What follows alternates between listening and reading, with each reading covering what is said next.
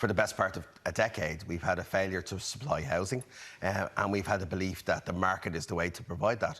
And I think that has resulted in every sector of the spectrum of housing feeling the pinch, whether you're on a housing waiting list, or whether you want to purchase a home, or whether you're a student. But we have to look at increasing the overall supply, and that's what Housing for All does. It's not going to do it quickly, but that is the solution. Supply is the only way of solving the problem at every point. And often, unfortunately, because 4 or 5 students can come together and rent a home, they can pay far more than a family can afford to pay. And I know in my own area, DCU is a fantastic resource and asset, but it does have an impact on the local housing market. And we've had 2 very significant student accommodations provided in the area that have alleviated that.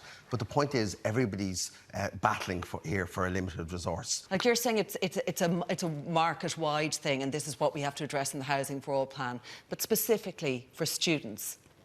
Well, look, I could line up behind a student, somebody who's been waiting 12 years on the housing list, somebody who's in HAP, somebody else who might be living on their parents' sofa. There's a wider crisis here, Claire, and the way to solve it is by solving every point of the spectrum. And I really think Housing for All is not a slogan. There genuinely is solutions in the plan for each point in the spectrum. And just on the student specific, the Minister worked this year with USI to tackle issues around students. We've capped rents, we've capped deposits, and we've limited the notice period. So we've worked directly with USI on this, and I think more needs to be done.